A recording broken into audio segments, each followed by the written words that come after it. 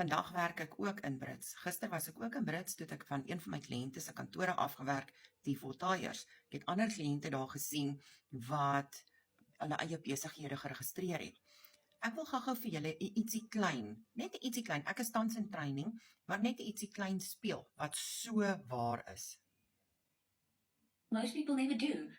Most people, they would watch, they will wait, they will overthink, and they hope things will change for them. But they never actually move.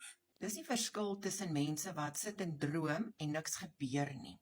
En mense wat actually daai keuse neem om 'n verskil aan hulle lewens te maak. As jy gelukkig is met jou situasie soos hy tans is, dan is ek baie bly vir jou.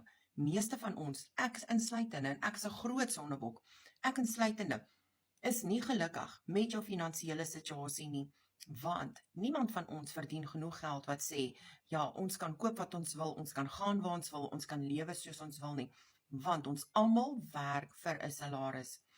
Ek werk tans vir myself, en ek genereer my eie inkomste, maar ek het daai keuse geneem, en ek is besig om daaraan te werk, letterlik met my training, letterlik met aksie te neem, en te doen wat vir my nodig is, om by my goals uit te kom.